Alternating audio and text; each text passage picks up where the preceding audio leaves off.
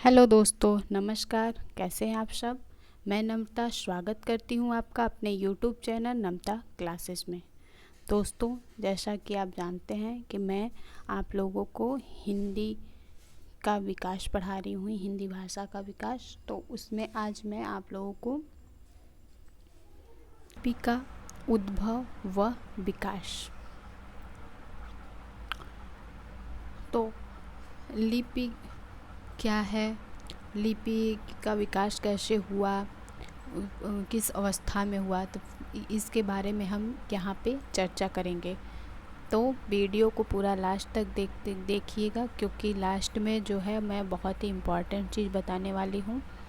तो चलिए आगे बढ़ते हैं, जानते हैं लिपि। लेकिन लिपि क्या है, इसके पहले हमें ये जानने की ज़रूरत है कि लिपि की आवश्यकता क्यों पड़ी।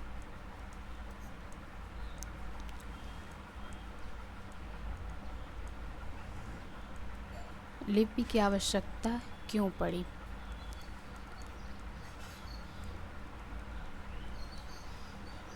तो लिपि को समझने के लिए पहले हमें भाषा को समझना होगा। लिपि को समझने के लिए पहले हमें भाषा को समझना होगा। तो जैसा कि आप जानते हैं कि भाषा जो है वो भास धातु से बना हुआ है। भास धातु से बना हुआ है, और जब इसमें अ प्रत्यय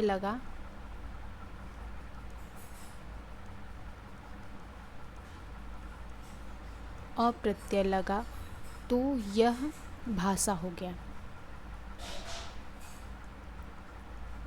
भाषा हो गया।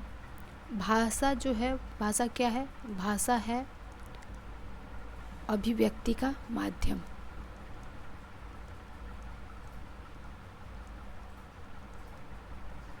अभिव्यक्ति का माध्यम, या अपने भाव को हम जिस माध्यम से व्यक्त करते हैं वह है भाषा। तो भाषा को सबसे पहले लिखना नहीं, बोलना शुरू किया गया। भाषा को सबसे पहले लिखना नहीं, बोलना शुरू किया गया। और इससे जो ध्वनि निकली, जो भाषा जब हम बोलते हैं जो ध्वनि निकली, उस ध्वनि को क्या कहा गया, मौखिक भाषा या मौलिक भाषा। मौलिक भाषा या मौलिक ध्वनि। फिर जो है हमें भाषा को सजोने की ज़रूरत पड़ी। तो जब हम भाषा को सजोना शुरू किए तब वो लिखित रूप में आ गई। लिखित रूप में आई, जिसको लिखित भाषा भी कहते हैं। भाषा दो प्रकार के है, मौलिक और लिखित।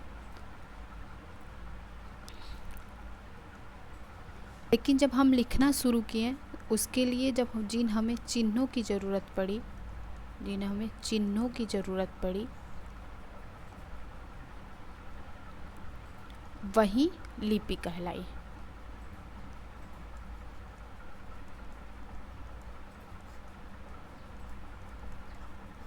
तो वही जो है वो लिपि कहलाई।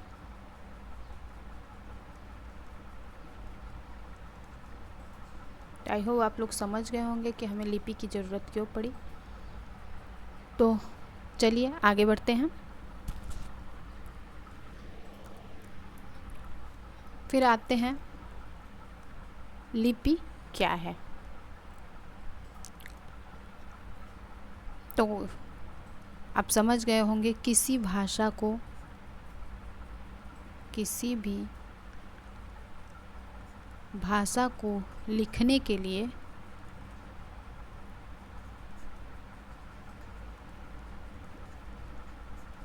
जिन चिन्हों की ज़रूरत,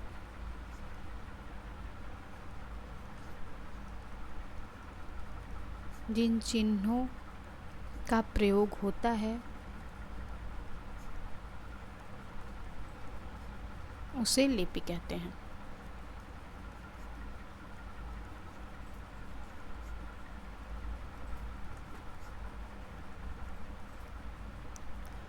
या ध्वनि चिन्हों को लिखने के लिए जिन संकेतों की ज़रूरत पड़ती है वह लिपि है। ये नहीं और तो वो समझ लीजिए कि ध्वनि चिन्हों को लिखने के लिए जिन संकेतों की ज़रूरत पड़ती है वह लिपि है। और सभी भाषाओं की जो है अपनी एक लिपि होती है। सभी भाषाओं की अपनी एक लिपि होती है। जैसे पंजाबी की जो लिपि है वो गुरुमुखी लिपि है।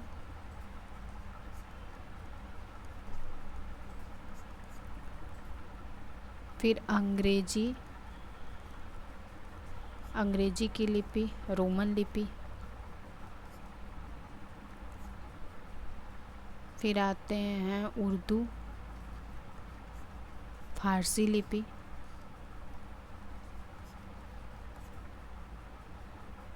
फिर हिंदी, संस्कृत, ये इम्पोर्टेंट है, नेपाली और मराठी। ये जो 4 भाषा हैं उसका विकास देवनागरी लिपि से हुआ है। ये आगे चल के हम पढ़ेंगे, देवनागरी लिपि के विकास के बारे में पढ़ेंगे। तो इम्पॉर्टेंट है कि पूछ देता है कि देवनागरी लिपि कौन सी है, हिंदी, संस्कृत, नेपाली, मराठी ऑप्शन दे देगा। या फिर संस्कृत कौन सी लिपि है, नेपाली कौन सी लिपि है, ऐसे करके क्वेश्चन पूछता है। तो इसको ध्यान रखिएगा। चलिए आगे बढ़ते हैं। अगला जो टॉपिक है वो है लिपि के विकास की अवस्थाएं। तो लिपि का विकास कैसे हुआ? सबसे पहले जो है वो चित्रलिपि हुई। चित्रों के माध्यम से अपनी भावनाओं को व्यक्त किया गया।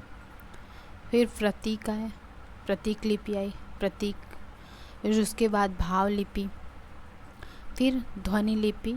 और ध्वनि लिपि में 2 भागों में विभक्त हुआ, अक्षरात्मक और वर्णात्मक। अक्षरात्मक लिपि जो है वह भारतीय लिपि है। भारत की जितनी भी लिपियां हैं वो अक्षरात्मक लिपियां हैं। और रोमन लिपि जो है वो वर्णात्मक लिपि है। ये ध्यान रखिएगा। तो आगे बढ़ते हैं।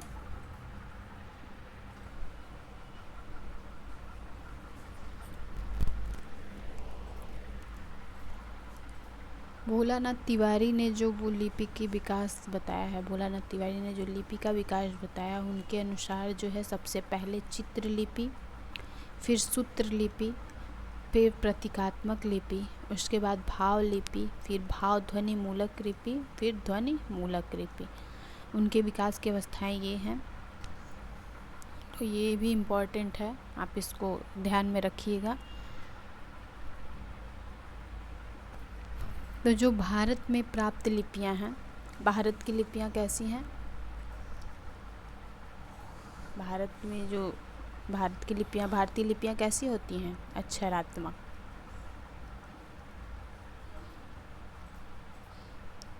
तो जो भारत में प्राप्त लिपियां हैं वो 3 हैं। सिंधु घाटी लिपि, खगोष्ठी लिपि और ब्राह्मी लिपि।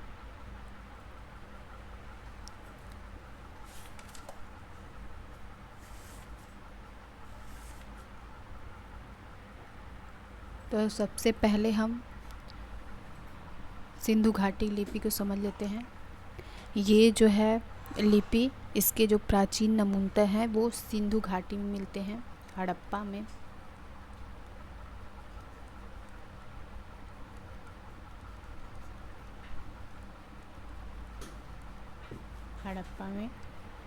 और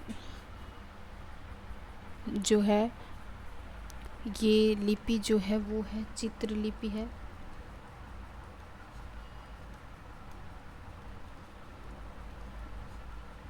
जो अपठनीय है, मतलब पढ़ा नहीं जा सकता, चित्रलिपि को कैसे पढ़ सकते हैं, तो ये अपठनीय है।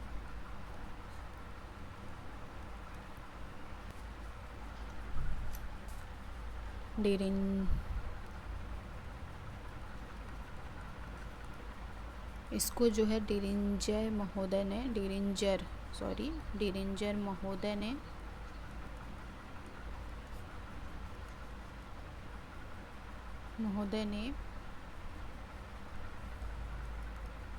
ट्रांजिशनल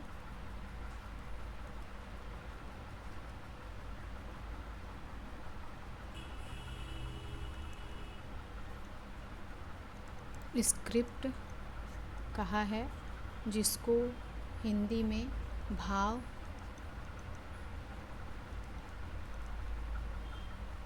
ध्वनि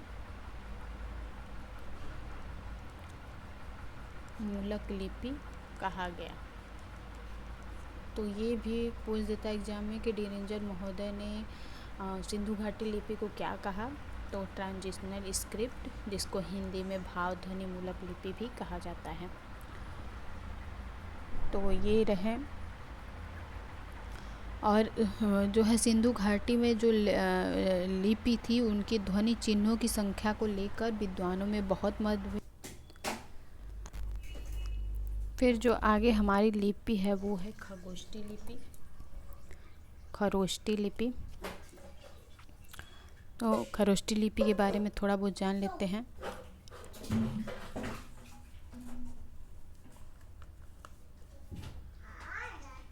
और ये समझने वाली बात है, जो सिक्के और शिलालेखों पे जो लिपियाँ मिलती हैं, सिक्के और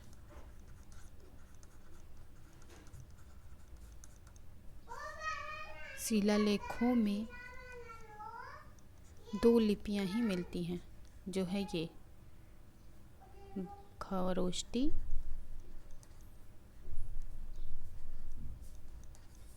और ब्राह्मी।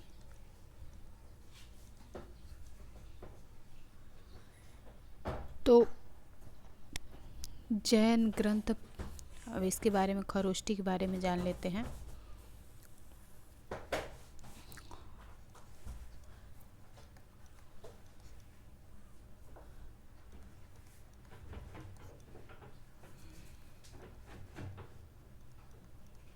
जैन ग्रंथ पन्नौजा सूत्र में 18 लिपियां हैं।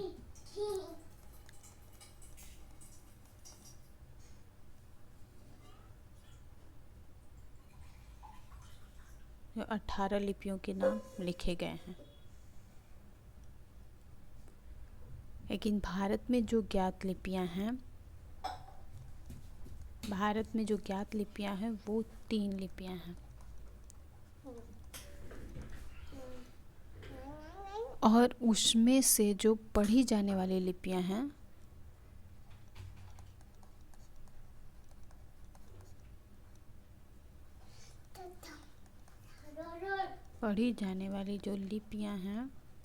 वो सिर्फ 2 ही हैं। ललित विस्तार में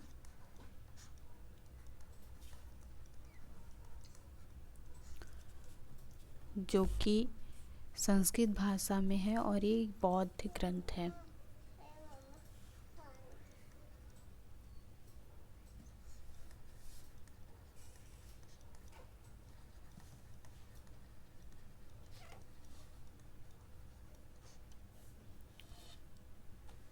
उसमें जो है वो 64 लिपियां मिलती हैं। 64 लिपियां मिलती हैं। तो ये रही कि खरोष्टी लिपि में कहाँ कहाँ मिलते हैं, उसके बारे में अब जान लेते हैं कि खरोष्टी लिपि का सर्वप्रथम प्रयोग कहाँ हुआ था।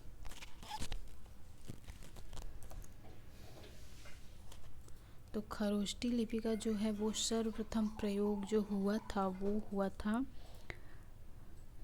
जो इसके कह सकते हैं जो कि प्राचीनतम नमूने कहाँ मिले थे या फिर इसका प्रयोग कहाँ हुआ था, तो वो पश्चिमोत्तर भारत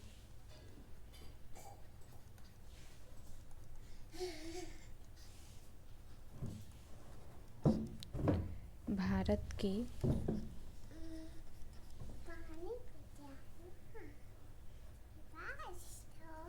शाहबाज गढ़ी जो कि पंजाब में है,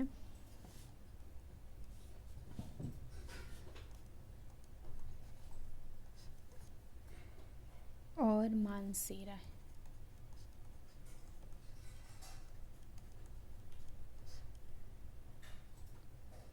ये भी पंजाब में है और हजारा ज़िले में। तो यहाँ पे इसके प्राचीनतम नमूने मिलते हैं या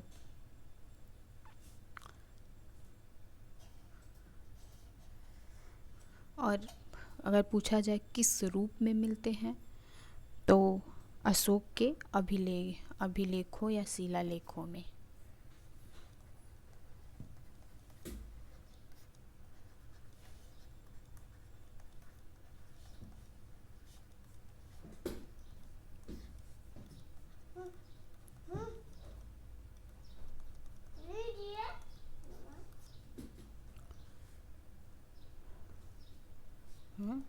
मिलते हैं। ये जो लिपि है वो दाएं से बाएं लिखी जाती हैं।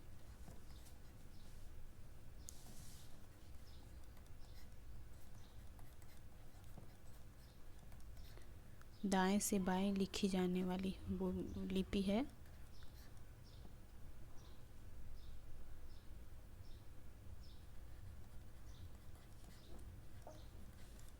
जिसमें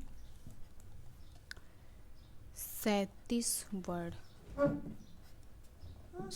वर्ड हैं और इसमें जो है वो संयुगाक्षर का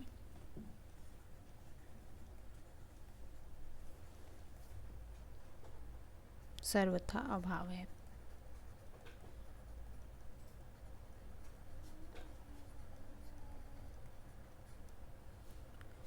तो ये रहे इसके बारे में।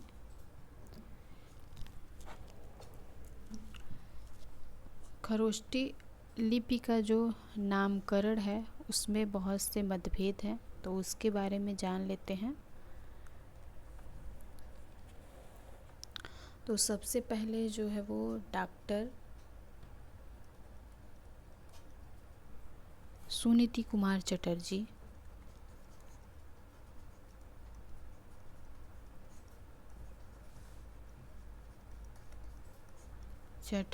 के अनुसार खगोष्ठी लिपि का विकास जो हुआ है वो खरस्रोत शब्द से हुआ है।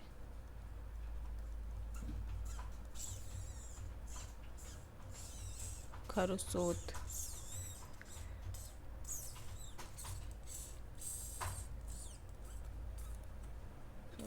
ये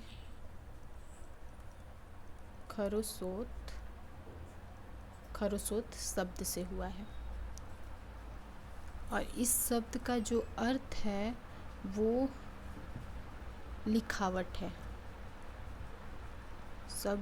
शब्द का जो अर्थ है वो है लिखावट और ये जो है हिब्रू भाषा का शब्द है। ये हिब्रू भाषा का शब्द है।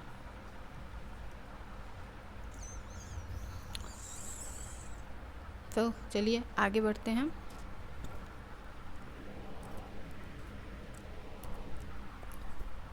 अगला जो नामकरण किया हुआ है वो है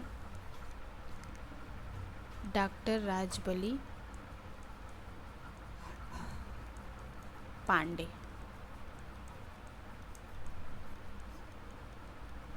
इन्होंने जो है वो खर मतलब गधे के ओष्ठ के समान जो जैसी दिखने के कारण इसको खरोष्ठी बताया है।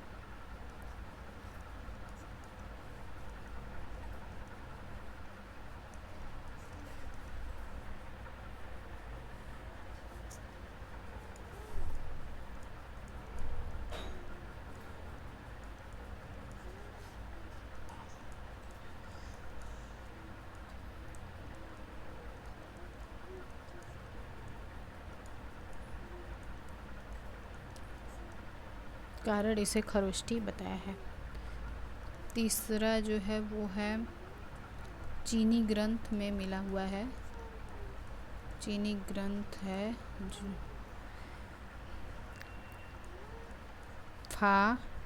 फावासूलीन। फावासूलीन ग्रंथ है।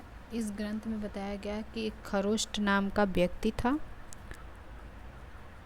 खरोष्ट नाम का व्यक्ति था जिसके आधार पर खरोष्टी लिपि हुआ।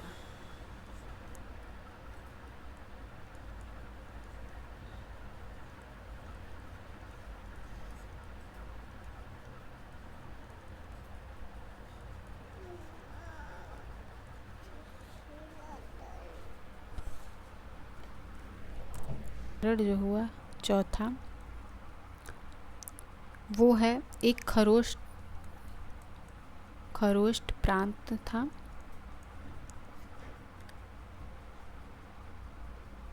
और इस प्रांत के लोगों की जो लिपि थी वो थी खरोष्टी लिपि।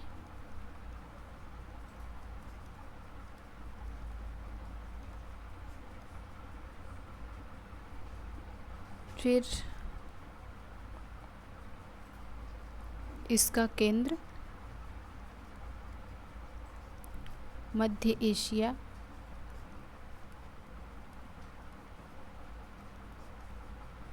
एशिया का प्रांत कासगर।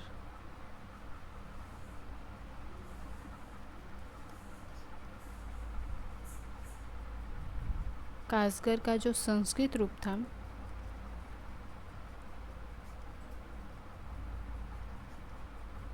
खरोष्टी था।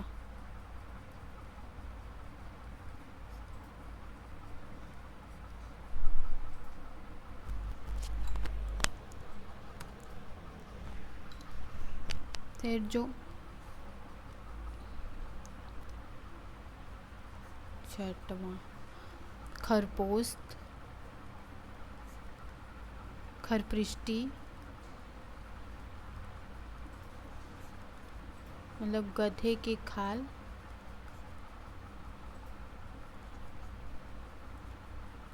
गधे की खाल पर लिखे जाने के कारण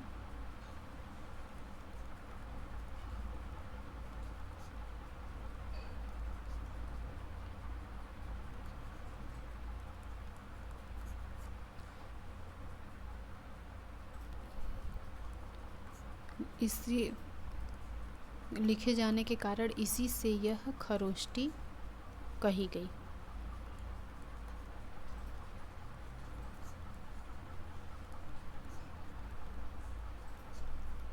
फिर डॉक्टर भोलानाथ तिवारी के अनुसार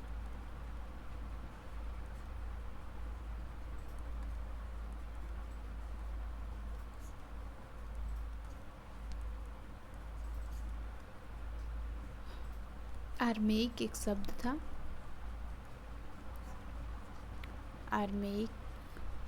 आर्मेइक शब्द जो था वो था खरोट।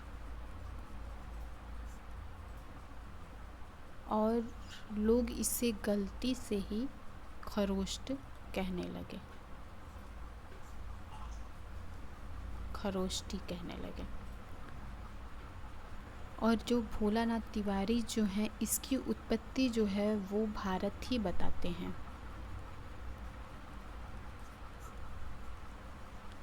इन्होंने इसकी उत्पत्ति मतलब खरोष्टी लिपि की जो उत्पत्ति भोलानाथ तिवारी ने कहाँ से बताई है वो भारत बताई है। तो यहाँ तक आपको अच्छे से समझ में आ गया होगा। तो अब आगे बढ़ते हैं, आते हैं अपने अगले टॉपिक जो है वो ब्राह्मी लिपि।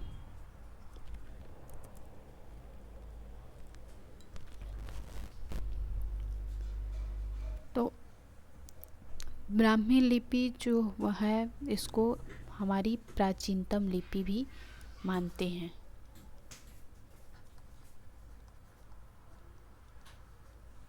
उसको प्राचीनतम लिपि भी कहते हैं। और जो इसका प्राचीनतम नमूना मिला है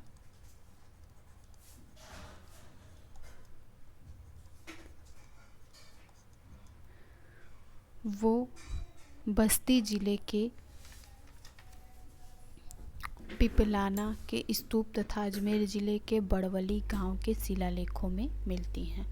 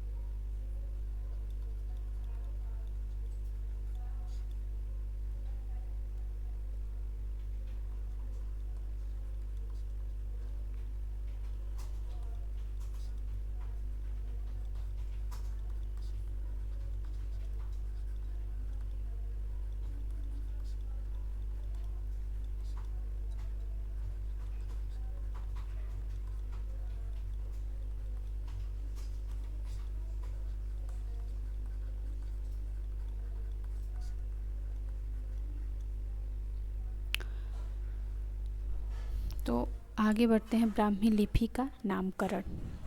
तो ये जो इस प्राचीनतम नमूने हैं आपको पता चल गया है। अब आगे आएंगे ब्राह्मी लिपि का नामकरण। तो वैसे तो ब्राह्मी लिपि के नामकरण में बहुत से मतभेद हैं, पर कुछ जो हैं इम्पोर्टेंट वो जान लेते हैं। और ब्राह्मी लिपि की जो उत्पत्ति को लेकर भी विद्वानों में बहुत से मतभेद हैं। कुछ लोग इसको भारतीय लिपि मानते हैं और कुछ लोग इसको विदेशी लिपि मानते हैं। तो चलिए आगे बढ़ते हैं। ये है ब्राह्मी लिपि का नामकरण।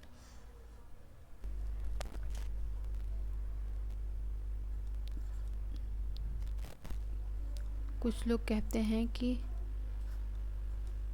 ब्रह्मा द्वारा निर्मित होने के कारण ये ब्राह्मी लिपि कहलाई।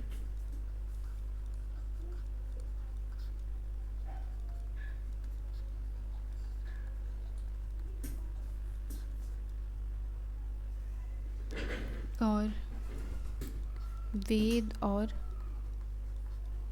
ज्ञान, ज्ञान का मतलब ब्रह्मा की रक्षा के लिए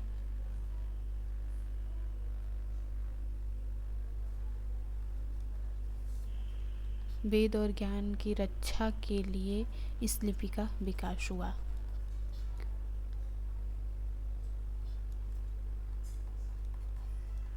के लिए ब्राह्मी लिपि का विकास हुआ।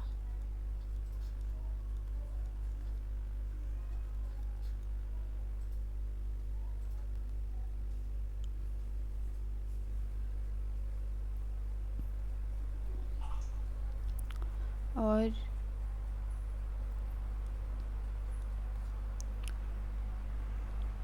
ब्राह्मणों द्वारा निर्मित या प्रयुक्त लिपि ब्राह्मणों के द्वारा प्रयुक्त लिपि होने के कारण ही ब्राह्मी लिपि कहलाई।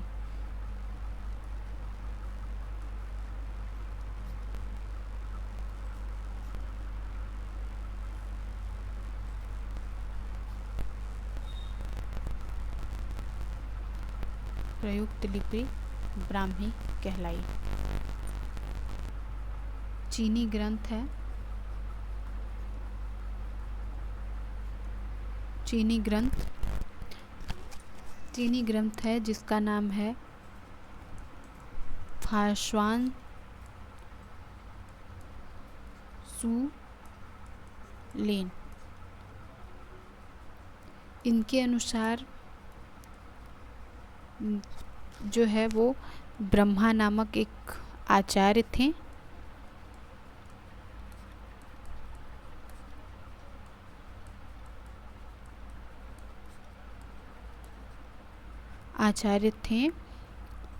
उनके नाम पे ही ब्राह्मी लिपि कहलाई।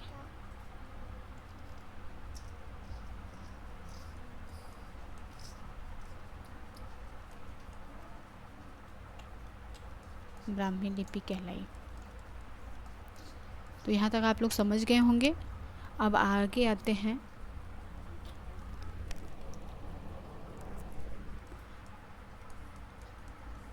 प्रोफेसर बुलर इनके अनुसार जो है वो ब्राह्मी लिपि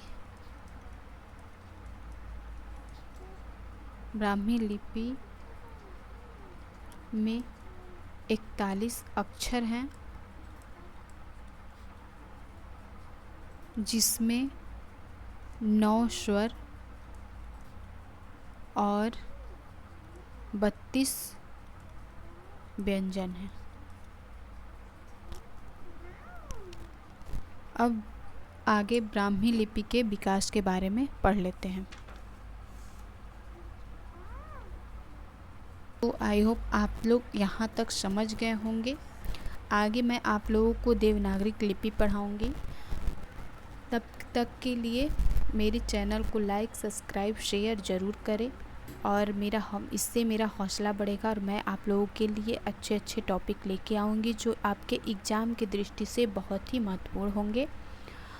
तो यहीं पे अपनी वाणी को विराम देती हूँ। तब तक के लिए धन्यवाद।